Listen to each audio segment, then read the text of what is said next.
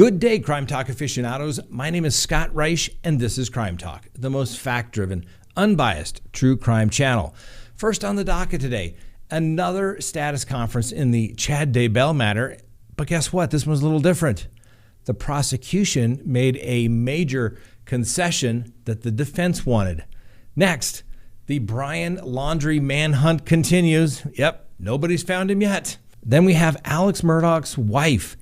Even she knew not all was right in the world just before her death. Josh Duggar rhymes with hugger. Well, he gets an order from the judge today. Free Britney. And then our dumb criminal contestant of the day. Let's talk about it.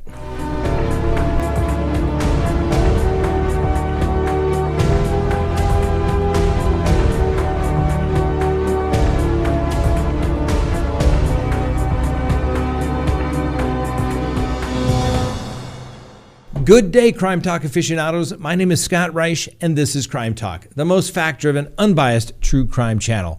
The channel where a practicing criminal defense attorney actually explains the facts, the procedure, and the law to cold cases and current true crime cases. Welcome. Now, if you haven't done so, please hit that subscribe button, hit the thumbs up, hit the bell so that you receive notifications of when we go live. And as always, do not forget to leave us a comment below about what we've talked about today. And guess what? We had a lot of people yesterday talk about our comments at the beginning. And guess what?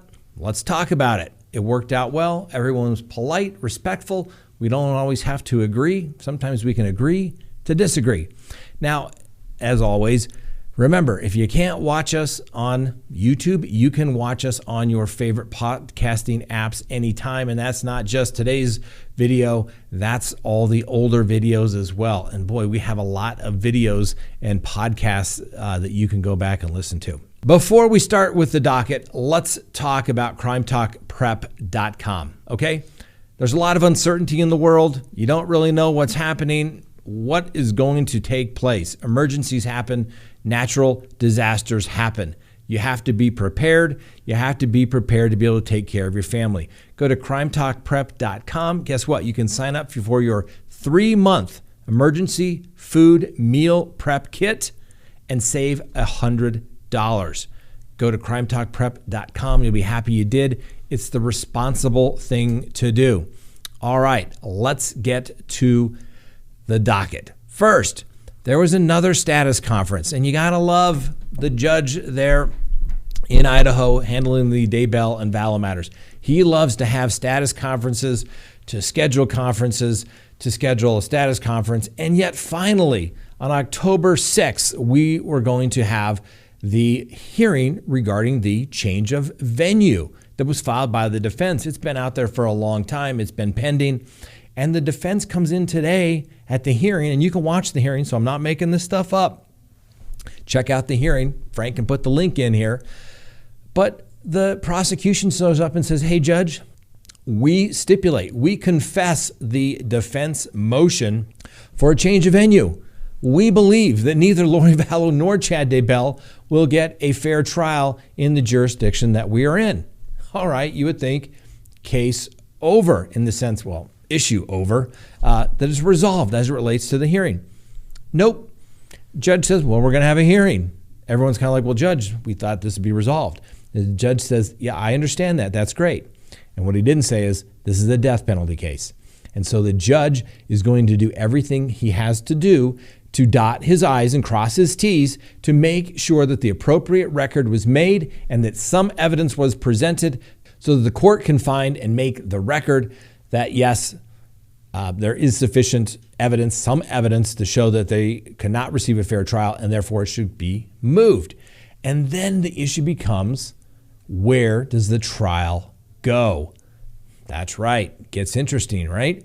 So normally when there's a change of venue issue, the court notifies like their Supreme Court, and the Supreme Court says, fine, we're going to transfer this case to another jurisdiction.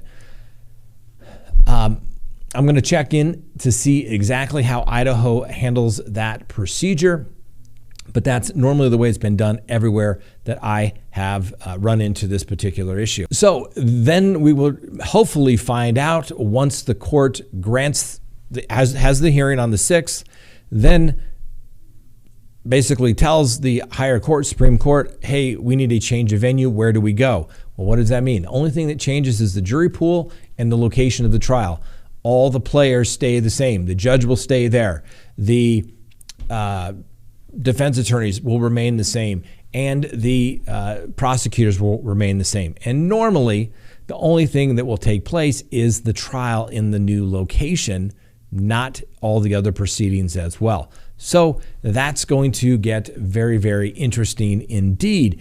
And then, of course, now we have to fly to Idaho to check out the new location to see. Hopefully it's a populated area, maybe somewhere very nice where all those billionaires fly into Idaho, so that we can go check it out as well. Is that wrong of me to think that? I don't think so. Just trying to make sure we bring you all the best facts. Now, a little other news as it relates to Lori Vallow and Chad Daybell.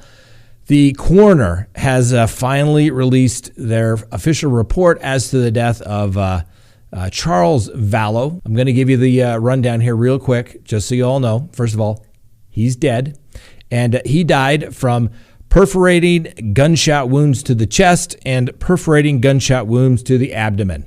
And of course, someday, maybe Lori Vallow will be brought to trial as it relates to that matter, but not until Idaho gets done with her first, assuming they do get to her at all, depending on her progress as it relates to restoration of competency.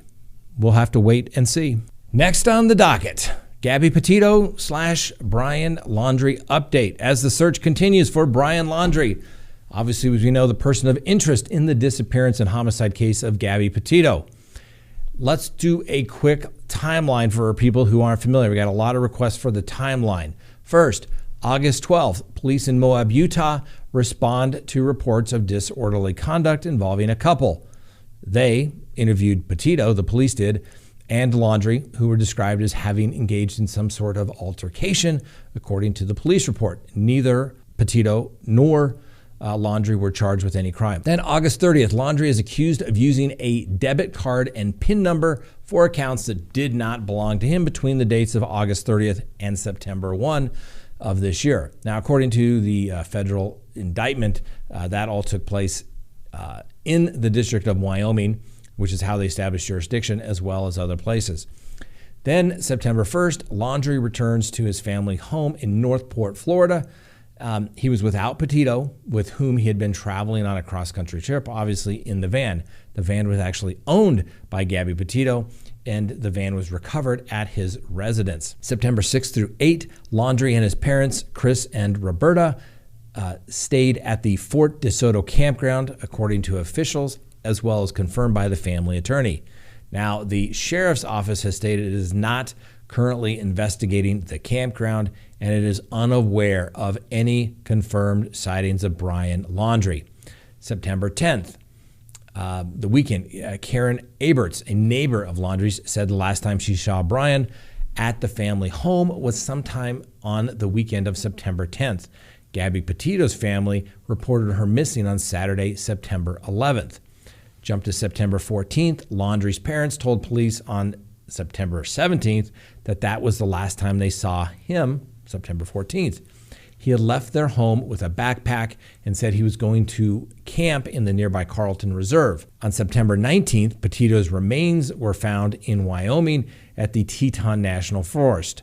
Her death was initially ruled a homicide by the coroner. Well, now there's questions surrounding a phone allegedly purchased before Brian Laundrie's disappearance, which may have been answered by an attorney representing the Laundrie's family. It says that the date the phone was bought remains unclear, but FBI agents reportedly pulled security footage from an AT&T store in Northport, Florida, and discovered that Laundrie and an older woman went into the store on September 14th, the day that Laundrie disappeared.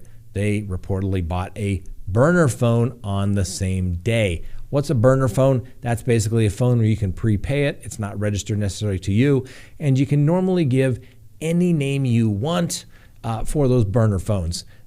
Normally, I've seen lots of clients over the years, they use burner phones, And they put in words like Scarface or Al Capone, something along those lines, so they don't have to use their real name. And guess what?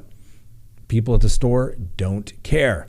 Now, the attorney Stephen Bertolini released a statement saying that he can confirm that a phone was purchased on September 4th, 2021.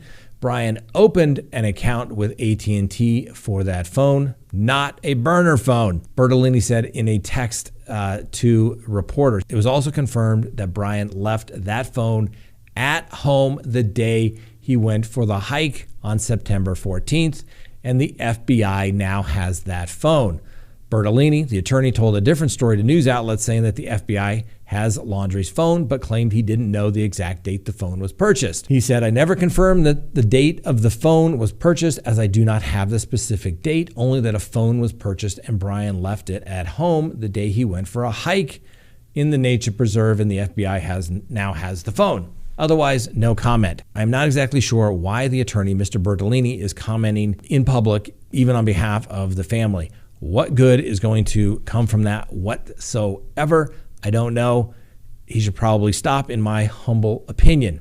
Now, the FBI declined to clear up any confusion, stating that they can't comment due to an ongoing investigation. As we mentioned yesterday, the family attorney, he confirmed that Brian and his parents did in fact go to this campsite some 64 miles away at the nature reserve, where the FBI and local law enforcement have been looking for Laundrie since he vanished now 15 days ago. The attorney also says that all three left the campground together, and a Florida County Sheriff's Office has now turned in surveillance video of the campground, but they haven't said what the video apparently shows. The family departure from the park was 6 days after Brian Laundrie returned to his Florida home alone in the white van, and he and Petito obviously didn't get to finish their cross-country trip. The overnight camping trip was also 4 days before Petito's mother, Nicholas Schmidt, reported her missing on September 11th, though investigators have said the young woman's cell phone had been turned off since about August 27th. Now, a Florida couple claims they've camped next to Brian Laundrie and his family and may have captured him in a selfie to prove it. Marcy and Kenny Newsom of Fort Myers, Florida, camped next to the now missing Brian Laundrie and his parents after checking in to the Fort DeSoto Park on Labor Day. A couple states that in the background there's a guy walking across the field, Marcy Newman claims, and the photo is blurry, so it's unclear if the photo showed Laundrie, but Newsom said the three campers she saw kept to themselves during the stay.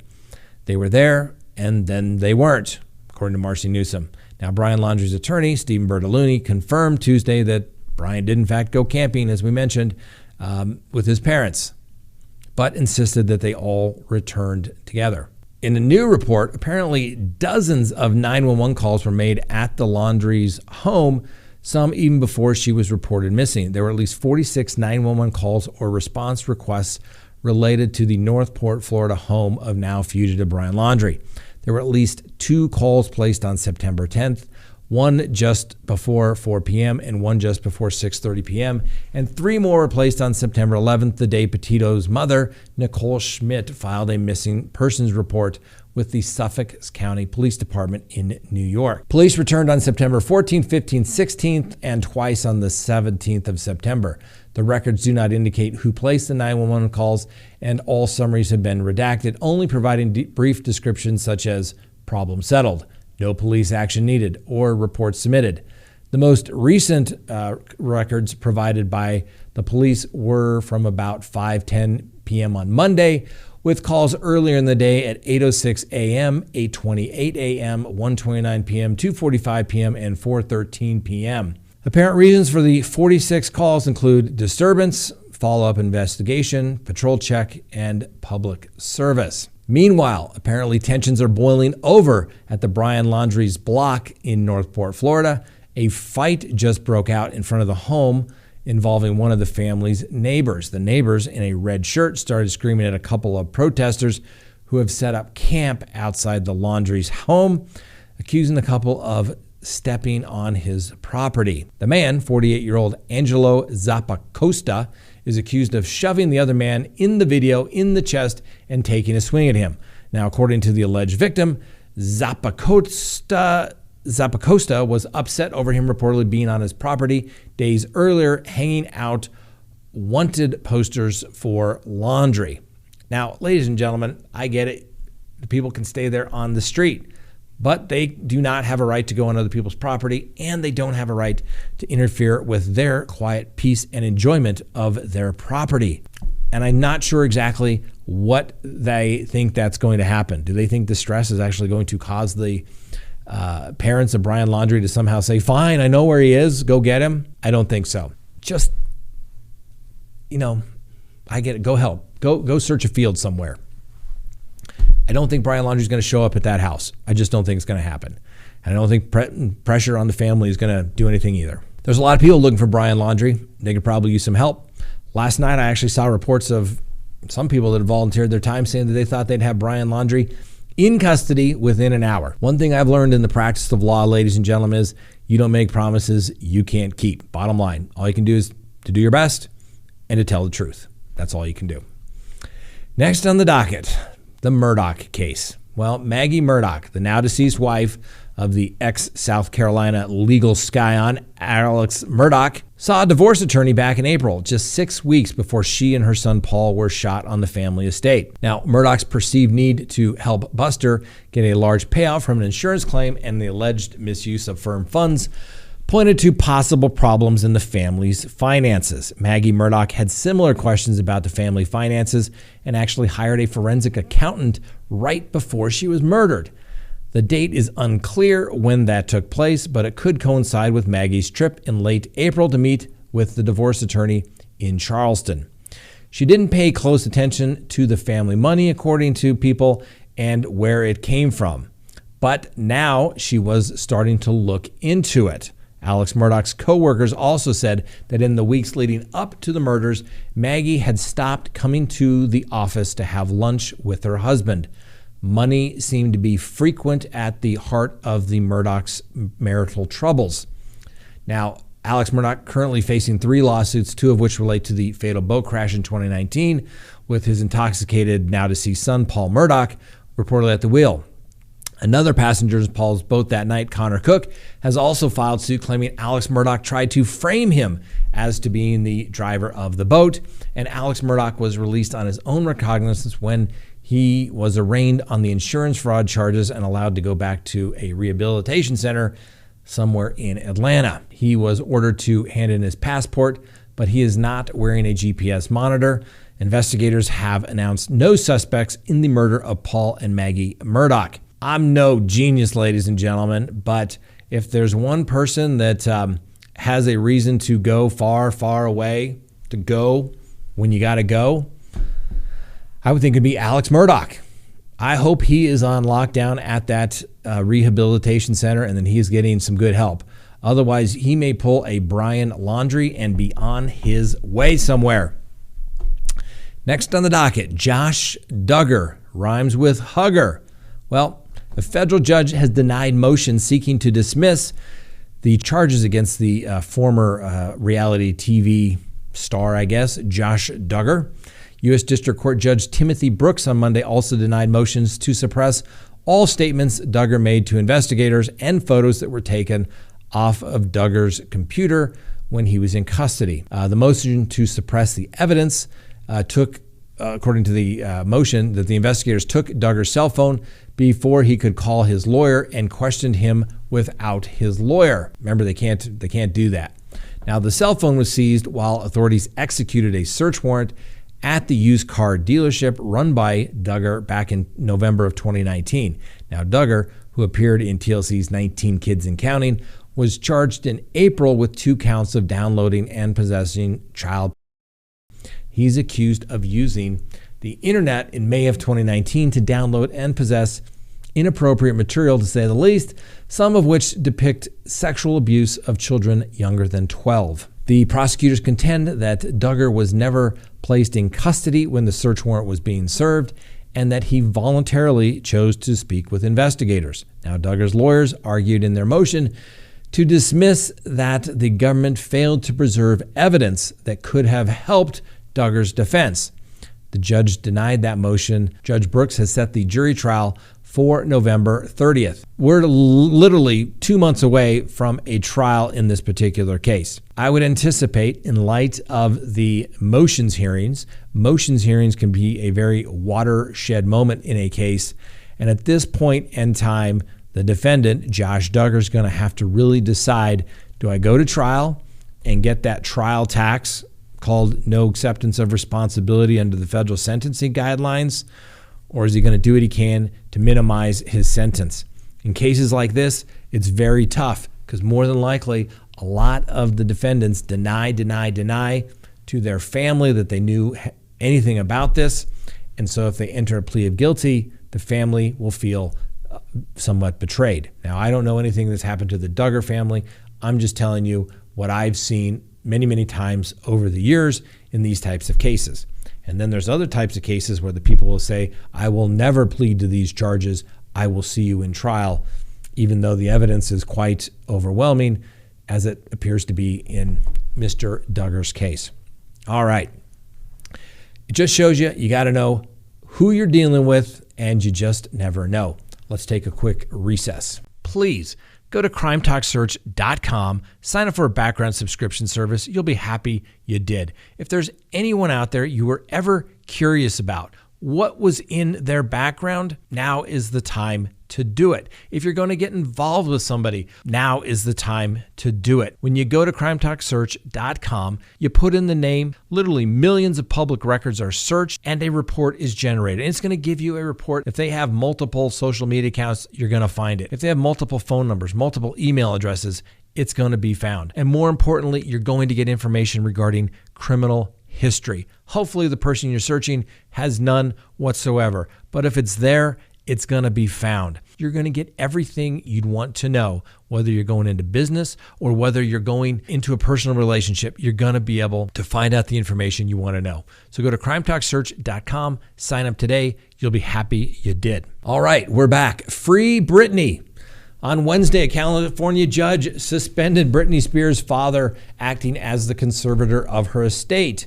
Superior Court Judge Brenda Penny appointed certified public accountant John Daybell as the temporary conservator.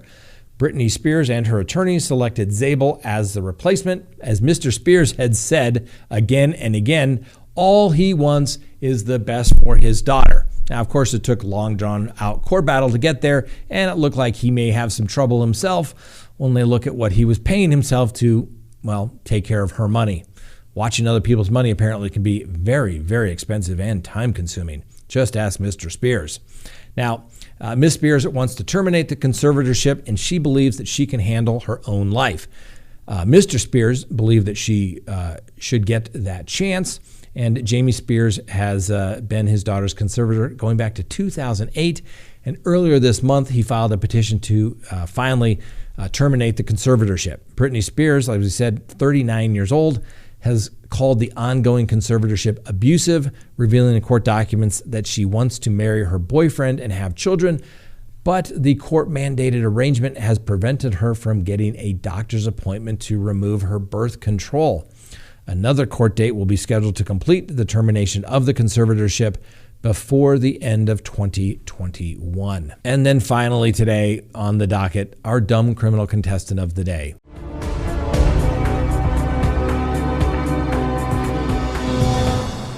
Please meet Joel Lewis. Police have charged Joel Lewis, who swiped two watches worth $39.76 from a Walmart in Largo, Florida on Saturday afternoon. A store employee provided police with a description of the suspect to include the Gronkowski jersey that he was wearing.